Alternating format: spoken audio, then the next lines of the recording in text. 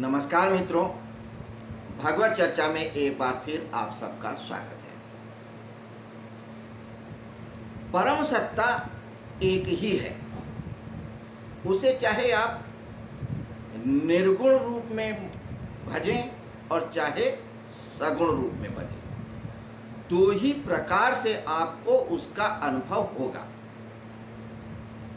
लोक में सगुण रूप की ज्यादा उपासना किया जाता है, कम से कम सनातन धर्म में।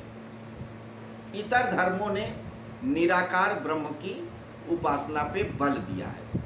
सनातन धर्म की भी कुछ शाखाओं ने, कुछ धाराओं ने निर्गुण ब्रह्म पे जोर दिया है, लेकिन सनातन धर्म ने सगुण रूप को इसलिए ज्यादा स्वीकार किया, महत्व दिया, क्योंकि सगुण की उपासना सरल है, सहज है। सगुण को पाना आसान है। कारण है, जब आप निर्गुण ब्रह्म के रूप में परम तत्व की कल्पना करते हैं, भाव करते हैं, तो आपके पास कोई एक बिंदु नहीं बचता है जहां पे अपने भाव को टांग सके। कोरे आकाश में आप क्या टांगेंगे? कुछ नहीं टांग सकते। तो परम सत्ता तो उस आकाश से भी सूक्ष्म तत्व है। आप अपने भाव, अपने विचार, अपने सिद्धांत, अपने विधि को कहाँ पे स्थिर करेंगे, कहाँ पे स्थिर करेंगे, यह बड़ी समस्या आ जाती है। हो सकता है कुछ लोग इस स्थिति में हो, उनकी मानसिक शक्ति, संकल्प शक्ति इतनी प्रगाढ़ हो कि उस निर्गुण ब्रह्म को प्राप्त कर सके, जान सके, किया भी है, लेकिन वह एक कठिन मार्ग है। सगुण रूप में हमें एक बिंदु, एक विचार, एक भाव, एक मूर्ति हमारे सामने होती है, जिस पे हम अपने सारे पाप, पूर्ण, शुभ, दुख, अच्छा, भला, बुरा सब कुछ टांग देते हैं या समर्पित कर देते हैं और अपनी सारी कोशिशों, सारी चिंताओं से मुक्त हो जाते हैं। इसलिए सनातन धर्म ने सगुण रूप को ज्यादा महत्व दिया है। अब भगवत गीता में भगवान श्री कृष्ण ने अपने दोनों स्वरूपों के बारे में बताया। पिछले श्लोकों में सगुण रूप की कैसे उपासना किया जाए, सगुण को कैसे जाना जाए, क्या विशेषताएं होती हैं, उसको बताया। चूंकि अर्जुन को उन्हें सब कुछ बताना है, संपूर्ण ज्ञान देना है, तो निराकार ब्रह्म के बारे में भी वो बता रहे हैं। और पिछले श्लोक में भी कहा, जिसे वेदी यानी यह वेद जानने वाले वेदज्ञ लोग जिसको जान जाते हैं, यति लोग पहचान जाते हैं, साधक जिसको पाने की इच्छा रखते हैं, उस अक्षर ब्रह्म को मैं बताऊंगा।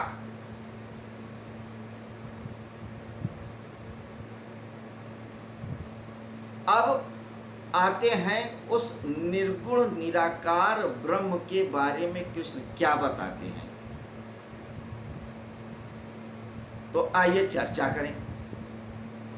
ये 8वें अध्याय के 12वें और 13वें श्लोक में चर्चा हो रही है। अगर हम अर्थ लें, सामान्य अर्थ भी लें, तो 12वें और 13वें दोनों श्लोकों में ये बात क्लियर होती है। हम लोग नॉर्मली एक श्लोक पे एक दिन में चर्चा करते हैं, पर आज हम 2 श्लोकों पे चर्चा करेंगे। चर्चा लंबी हो सकती है, इसलिए इस निर्गुण निराकार ब्रह्म में 2 बार में भी चर्चा करने की कोशिश करेंगे। अगर एक में हो गया तो बहुत अच्छा, नहीं तो हम 2 एपिसोड में चर्चा करेंगे। आइए पहले श्लोक देखते हैं क्या कहते हैं। श्लोक कहता है, सर्वद्वाराणि संयम मनोबुद्धि हृदय निरुद्ध चा मूर्धन्यात् मनः प्राणम अस्थितो योग धारणाम ओमित्येकाक्षरम ब्रह्म व्यवहारम माम अनुस्मरन या प्रयात त्यजन देहम सा याति परमाम गतिम। अर्थात यानी कि शब्दार्थ, इंद्रियों के संपूर्ण द्वारों को रोक कर सर्व द्वाराणि संयम,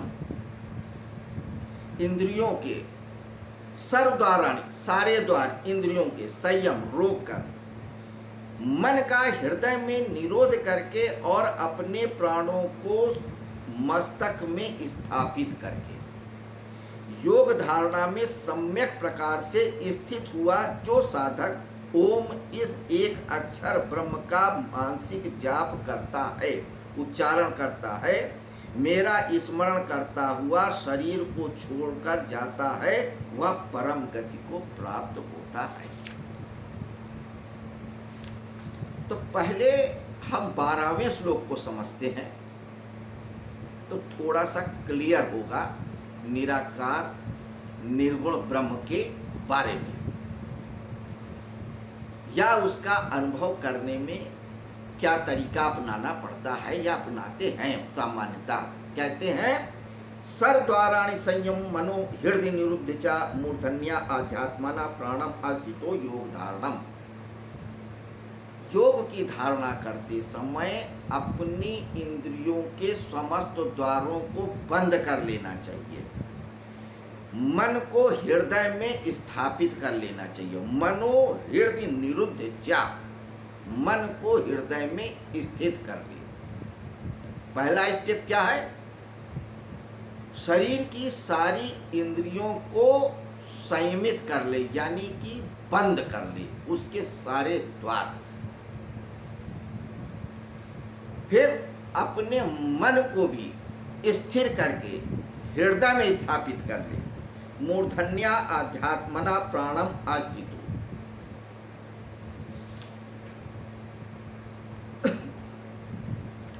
मूर्धन्या मस्तक में, अपने प्राणों को मस्तक में स्थापित करें। मूर्धन्या आराध्य प्राणम,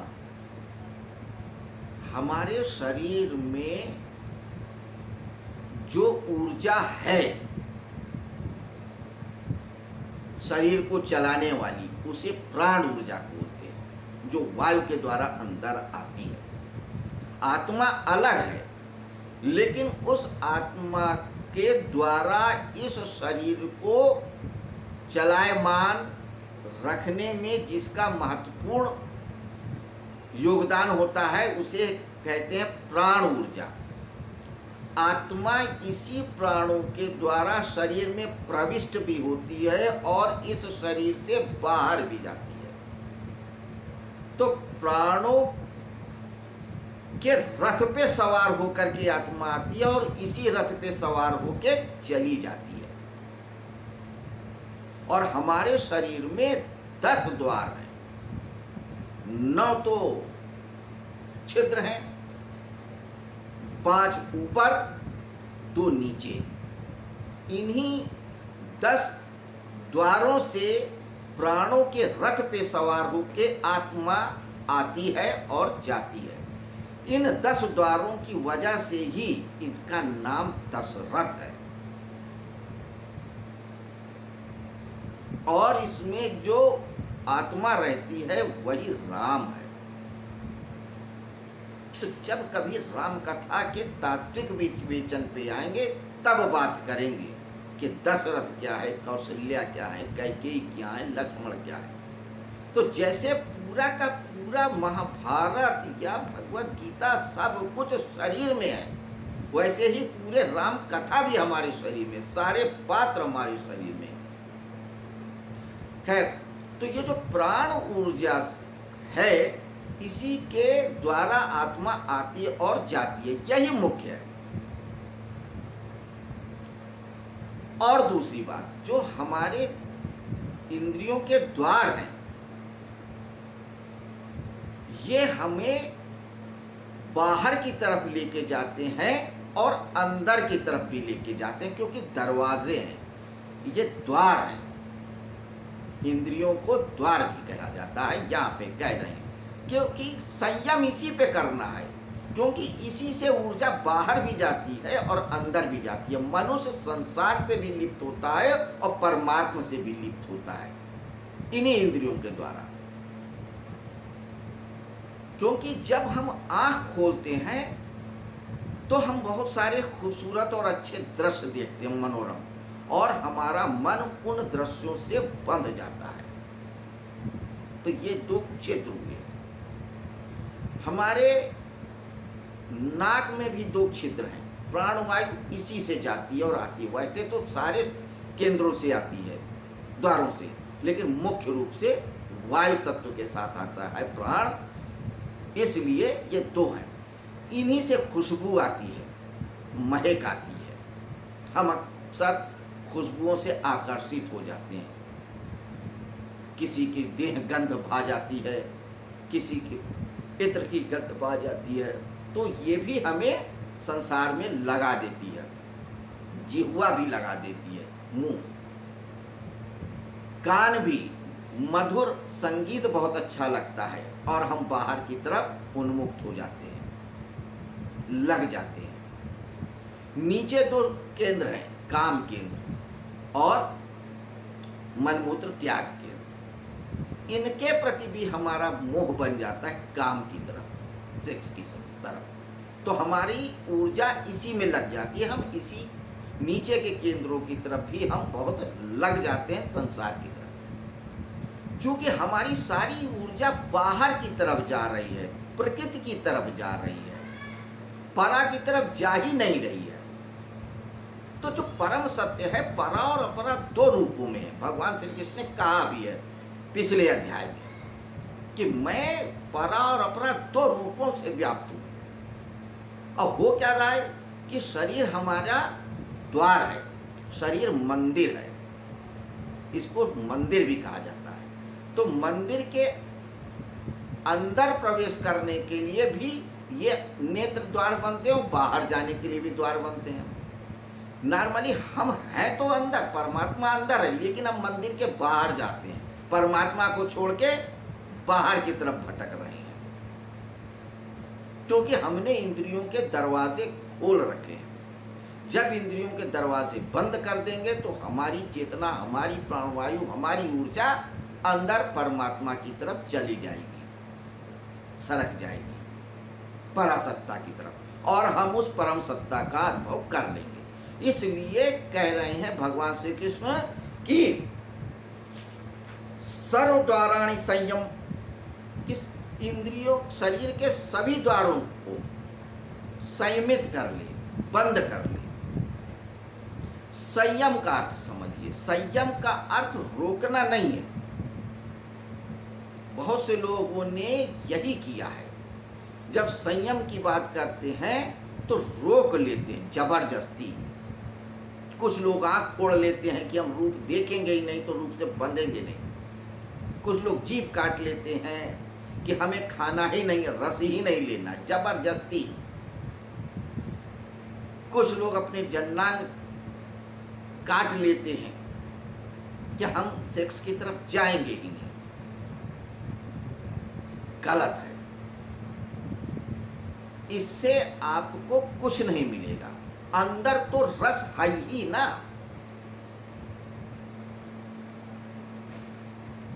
तो उस रस के प्रति अपनी प्रवृत्ति को, वृत्ति को रोकना है, उसको संयम बोलते हैं। एक बात और जाने, सामान्यतः हम इंद्रियों के द्वारा चेतना की शक्ति से लगे होते हैं। अगर चेतना हमारी आत्म तत्व न चाहे कि इस विषय पे रस नहीं लेना है तो हम नहीं लेंगे। अगर आत्मा चाहे कि इसमें रस लेना है तो लेंगे। आपको नींद आ रही है, आप सोना चाह रहे हैं, आंखें झप रही हैं, लेकिन अचानक कोई घटना सुनाई पड़ती है, आपको जागना पड़ता है। कहीं एक्सीडेंट हो गया है, किसी इंपॉर्टेंट काम से जाना है, आपकी आंख खुल जाती है और नींद गायब हो जाती है। क्यों? क्योंकि चेतना ने स्वीकार कर लिया है कि अभी सोना नहीं है। तो इंद्रियां चुप बैठ जाती हैं, चेतना की चलती है। तो हम अपनी इंद्रियों को संयमित चेतना के द्वारा करें। अब चेतना के द्वारा संयमित कर सकते जब हम साक्षी भाव को साधें, यानी सिर्फ देखें अपने भावों को, अपने विचारों को, अपने शरीर को, जैसे कोई थर्ड मैन देखता है, तो हम संयम कर लेंगे। तो कृष्ण कहते हैं अपने शरीर की सभी इंद्रियों को संयमित करो, इन दरवाज़ों को बंद कर लो, इस शरीर के मंदिर के दरवाज़ों को बंद करो, ताकि जो अंदर परमात्मा बैठा है, कृष्ण बैठे हैं, वासुदेव बैठे हैं, उनके दर्शन भलीभांत हो सके। अब आपने दरवाजे बंद कर दिए, आप अंदर भी हो गए, लेकिन अब आपका मन उस मूर्ति को देखने का नहीं है। क्योंकि बहुत बार क्या होता है, हमारी आंखें तो देखती हैं कोई वस्तु, लेकिन मन कुछ और सोच रहा होता है, तो हम देख नहीं पाते। क्लास में बच्चों को टीचर पढ़ा रहे हैं, वो नहीं सुन रहा है, बाहर कहीं कोई गीत बज रहा है, उसे सुन रहा होगा, बाहर कोई कोयल कूक रही होगी, उसे सुन रहा होगा, बाहर कोई दो सीटी बजा रहा होगा, उसे सुन रहा होगा। टीचर की बात नहीं सुनाई पड़ती। क्यों? क्योंकि चेतना उसकी प्रवाहित हो रही दूसरी तरफ, मन दूसरी तरफ लगा है। तो आपको मन भी लगाना होगा, केंद्रित करना होगा, संयमित करना होगा। और जब आप मन को संयमित करते हैं तो वह अपने स्थान हृदय में स्थित हो जाता है। क्योंकि हमारी जो शक्ति है बोध की, वह मन के द्वारा होता है, मन ही लगाना होता है। तो मन को जब संयमित कर लेते हैं तो अपने स्थान हृदय में स्थित हो जाता है। इन शरीर के सारे दरवाजे यानी इंद्रियों के सारे कपाट बंद हो गए, मन अपने जगह हृदय पे स्थित हो गया। अब परमात्मा आत्मा तत्व कहाँ है? हृदय में। तो अब आप अपने तत्व को, उस परम तत्व को देख सकते हैं, अनुभव कर सकते हैं। अगर कुछ भी ना करें, शरीर के अपनी सारी इंद्रियों को रोकें, जबरदस्ती नहीं, बोध के द्वारा, और मन को हृदय में स्थित कर लें, और प्राण ऊर्जा को, श्वास को मस्तिष्क में रख लें। जब आप क्रिया योग सीखेंगे या किसी गुरु से जब आप जानेंगे कि श्वास के द्वारा अपने प्राणों को कैसे ऊपर और नीचे लेके जाया जा सकता है, उसकी शक्ति को, तब आप उन प्राणों के द्वारा अपनी ऊर्जा को मस्तिष्क पे रखा ले जाएं। भाव करना पड़ता है। तो सर्वधारणी संयम मनोहृत निरुद्ध चा मूर्धन्या आध्यात्मना प्राणम आस्थितो योग धारणा। और जब आप ऐसा कर लेते हैं तो योग में स्थित होते हैं, योग की धारणा होती है।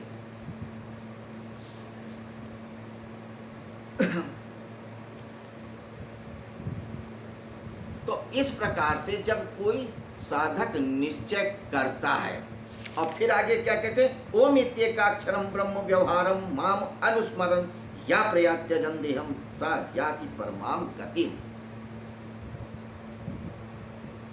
फिर से समझिए, शरीर के इंद्रियों के सारे द्वार बंद कर दिए, नवों, मन को स्थिर करके हृदय में लगा लिया, प्राण ऊर्जा को मस्तिष्क में रख लिया, और ओम अक्षर पे भाव रखा या ध्यान दिया।